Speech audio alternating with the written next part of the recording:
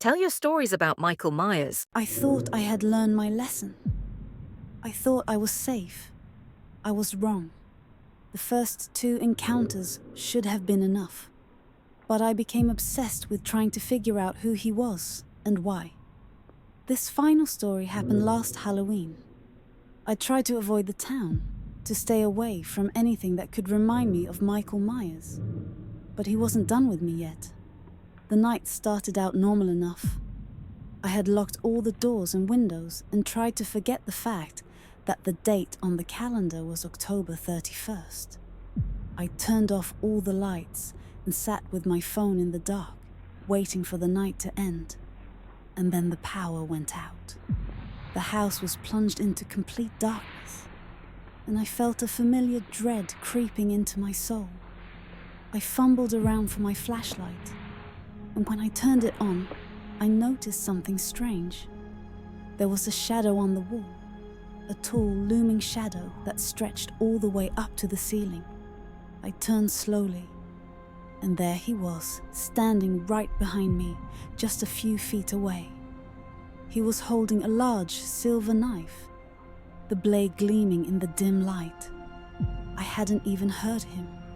It was like he had just materialized from the darkness. My fear was intense. I felt like my organs were all going to stop working. I stumbled backward, knocking over a small table, the sound shattering the silence. He was silent as ever, his mask staring through me as he slowly moved closer. I tried to scream, but my voice was gone. I was trapped. I was cornered.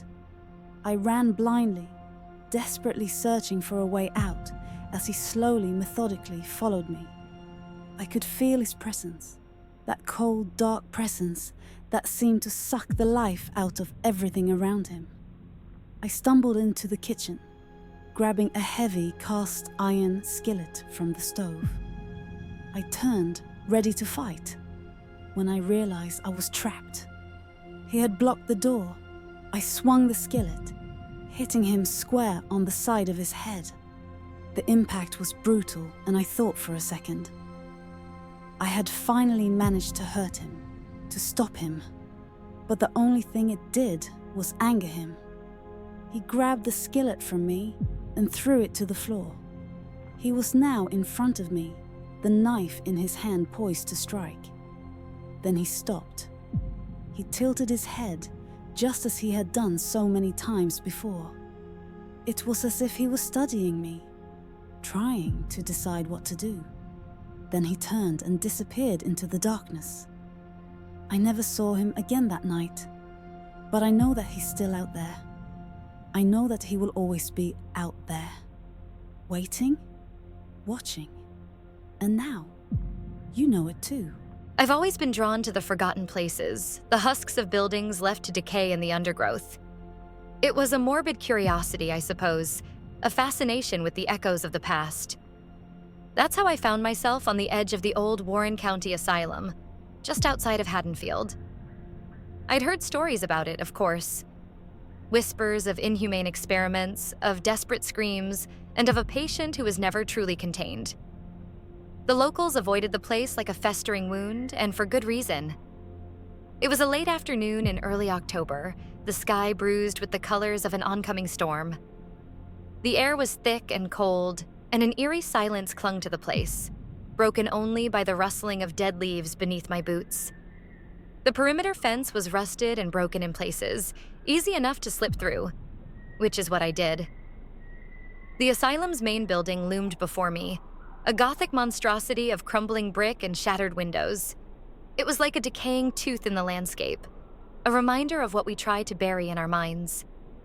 As I made my way around the back, the sound of crows took flight in a squawking, panicked chorus. They circled above the tree line, and their fear made my own gut clench. It was then that I noticed something.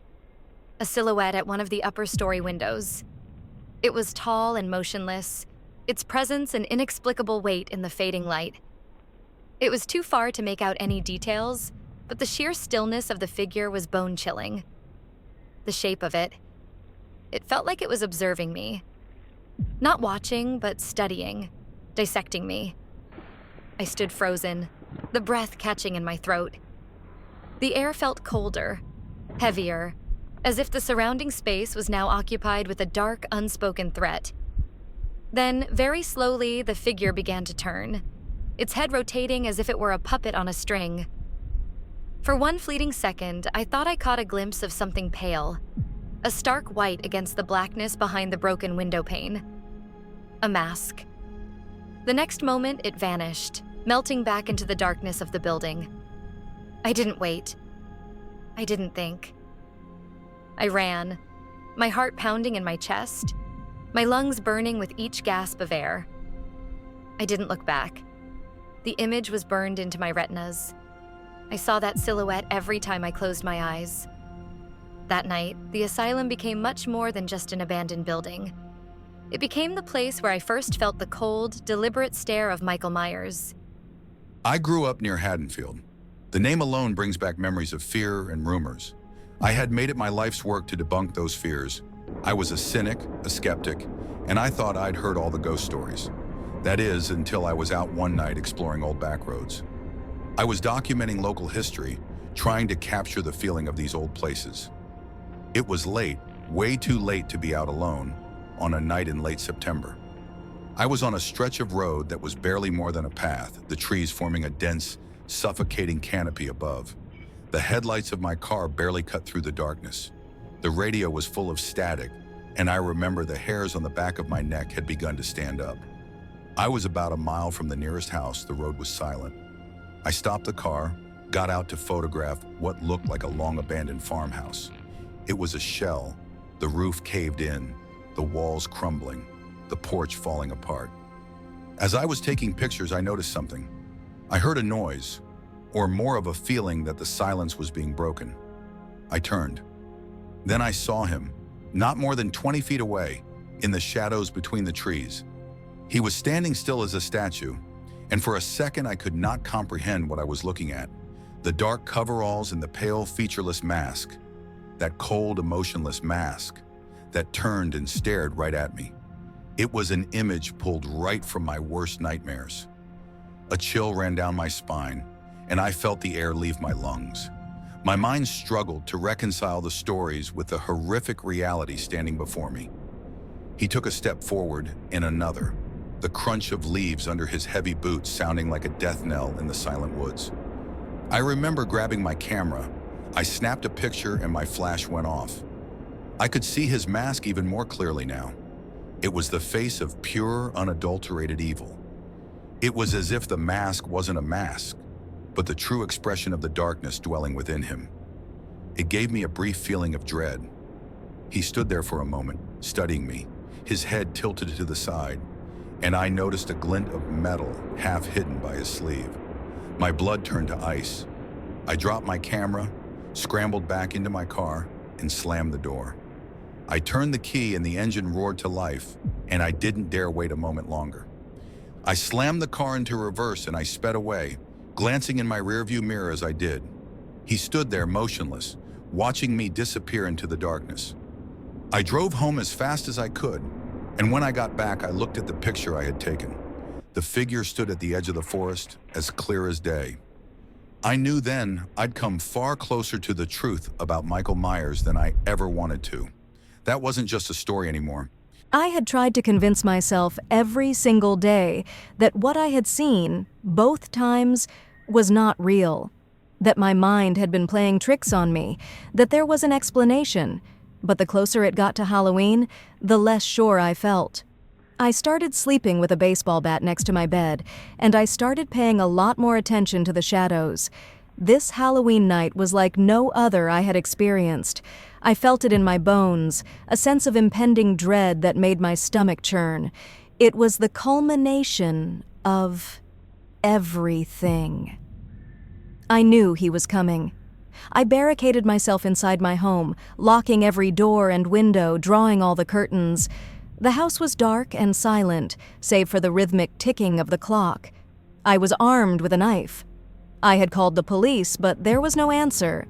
Just as the final trick-or-treaters gave way to the night, the house began to feel different, colder, more oppressive, as if something had come inside with the darkness. The floorboards started to creak, and the walls began to feel like they were closing in on me. It was like he was toying with me, slowly turning the screws. I felt a prickle of fear course through me. Then it came, the soft thud at the back door, like someone tapping to see if anyone was home. I gripped my knife so tight my knuckles went white. I crept to the door, peering through the peephole. He was there, the shape, in all his terrifying glory, his mask as cold and expressionless as the night itself. He tilted his head, his eyes, or whatever was behind that dark void, fixed on the peephole. He knew I was watching. The tapping turned into a gentle push, and the door groaned under the pressure. I jumped back, my heart pounding against my ribs, the sound echoing in my ears. He wasn't breaking down the door, he was methodically, slowly, opening it. A cold gust of air swept into the house as he stepped inside. He moved silently, like a predator, his heavy boots making no sound against the carpet. I could hear the slow, deliberate rhythm of his breathing. He was hunting me now, and I was cornered, alone with the embodiment of pure evil. I grabbed a nearby heavy vase, clutching it tight. I waited, my breath held, my muscles tense. He rounded the corner, knife raised, ready to strike. I screamed, lunged, and slammed the vase against the side of his head. I felt a split second of hope, and then he was turning, and now his gaze was upon me, the mask, the black eyes, and then he was coming. The knife in his hand was a blur. I don't know what happened after that. The world faded to black. I have no idea how I am alive to tell this story, but I do, and I have to, because I know he's still out there.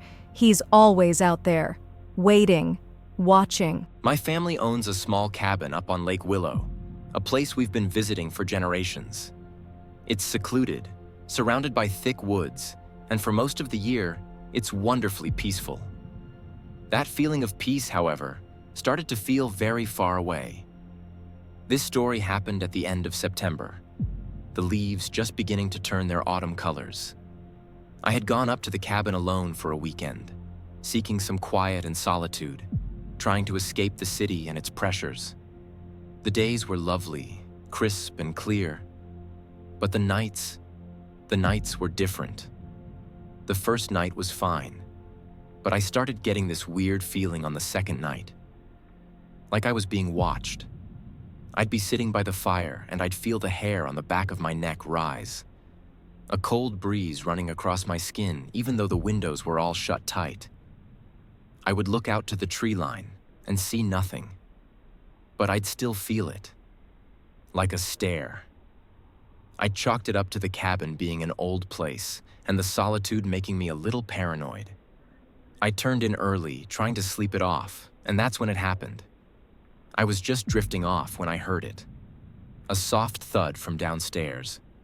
It was faint, but it was enough to jolt me awake. My heart began to hammer. I sat up, trying to tell myself it was just the wind, or maybe an animal outside. But then I heard it again, followed by a soft scraping sound, like something was being dragged across the wooden floor. It wasn't an animal. It was much too methodical. I quietly reached for my phone and dialed the police, and as I put the phone to my ear, I heard the heavy sound of boots. They were slow, and they were coming closer. My breath caught in my throat, and I held my breath as the footsteps ascended the stairs. I knew I was cornered. I grabbed a small fire poker next to the bed, and then he was at the door. I saw the doorknob turn slowly, and I held the fire poker in front of me, my knuckles white and shaking. Then the door creaked open, and I saw him, silhouetted in the dim light of the hallway. He wore his familiar dark coveralls, and I could see the stark white of that mask, expressionless and cold. He didn't say a word. He didn't make a move. He just stood there, staring at me, his head tilted to the side as if he was trying to figure me out. That's when I saw it, the glint of a knife, his hand resting on the handle. I didn't wait to see what he would do next. I threw the fire poker at him, dove under the bed, and pushed a heavy dresser in front of the door. I could hear him moving about in the room, but he couldn't get to me. The police arrived, and when they searched the house, no one was there. It's been almost a year since that night, and I still see his face in the darkness. I still feel the weight of his stare. I used to think that Halloween was a fun holiday, a chance to dress up and to have a good time. It's a night where monsters aren't real. But last year, everything changed. I went to a costume party at my friend's house. It was a big bash, everyone dressed up, lots of laughter and loud music. I remember it so vividly because it was the last moment I ever felt completely safe. I remember at some point in the evening the lights went out, some people screaming and laughing, everyone thinking it was part of the party. But when the lights came back on, it wasn't the same. The mood had changed. There was a palpable sense of dread that settled over the house. I walked to the kitchen and I noticed a figure standing in the corner, perfectly still. Everyone thought it was part of a joke. It was too perfect of a costume. The dark coveralls, the emotionless mask. But I could see in the dim light that there was something wrong. There was a stillness, an unnatural quality to this person that sent a shiver down my spine. I saw others try to talk to him, try to get him to move, but the figure remained completely motionless. Then something happened. One of my friends playfully put his arm on the figure's shoulder and the figure turned, slowly, methodically. The silence in the room was deafening. The masked figure reached out and grabbed my friend by his wrist. My friend tried to pull away, but the grip was too strong, like a vice. The figure didn't say anything. It didn't need to. The sheer force of his presence filled the room with an overwhelming sense of dread. We all watched in horror, unable to move, as the figure took out a long, sharp knife. The room was a blur of screams and chaos. I saw a person get slashed across the arm. People were running for their lives. I managed to hide in a closet, my heart hammering in my chest. I heard his heavy boots, his methodical movements coming closer. I closed my eyes, bracing for the inevitable. Then I heard a crash and the sound of people running away from the house. I peeked out of the closet, and he was gone. I don't know what happened to him after that. I don't think anyone does. But I know that he's out there, and I know that Halloween will never be the same again. I work as a security guard at the Haddonfield Historical Society, and I spend a lot of time exploring old maps and records. I've always been fascinated by the history of the town, and I've spent countless hours researching its secrets. That is how I came to learn about the old Haddonfield General Hospital, the original building, long abandoned and left to decay. It was located deep in the woods, several miles outside of the city. It had been closed decades ago after some kind of scandal, and the building was never torn down, never reused. Curiosity got the best of me, so I decided to check it out. It was a bitterly cold night in late December, the air sharp and crisp, the ground covered in a thin layer of ice. I parked my car and started hiking through the woods, the darkness closing in around me. The old hospital was a hulking, Gothic structure, surrounded by a high, rusting fence. The windows were shattered, and the walls were covered in graffiti. The whole place felt like a decaying corpse, a reminder of a past that no one wanted to remember. The main entrance was boarded up, so I went around to the back. There was a door hanging off its hinges, and I stepped inside. The interior of the hospital was worse than I had imagined. The rooms were filled with old, rusted medical equipment, broken furniture, and decaying paperwork. The smell was overwhelming, a mix of disinfectant, mold, and something else, something sickly sweet and very disturbing. As I moved deeper into the building, I heard it, a low, guttural growl coming from somewhere below. It wasn't an animal, it was something darker. I followed the sound, going down a flight of stairs to the basement. The basement was pitch black. I turned on my flashlight and swept the beam across the room. And then I saw him, standing in the corner of the room, completely still. He was surrounded by discarded medical supplies, needles and bandages. He seemed to be sorting through it. His head was tilted slightly, as if he was studying the objects in his hands. I recognized the dark coveralls and the pale, expressionless mask. It was him, Michael Myers. My heart leapt in my chest, my breath catching in my throat. I didn't move, paralyzed by fear. He finally stopped what he was doing and turned his attention to me. It was like stepping into the void, all light seeming to vanish as I stared into his eyes, or the place where his eyes should be. He took a step towards me, and I knew that I had to get out of there. I turned and ran, my feet pounding on the concrete floor, the image of his mask seared into my mind. I didn't stop until I was back outside, gasping for breath in the cold night air. I ran all the way back to my car and drove home as fast as I could, the sound of his low growl echoing in my ears. That night, the hospital became something far worse than a relic of the past. It became a living testament to the horror of Michael Myers.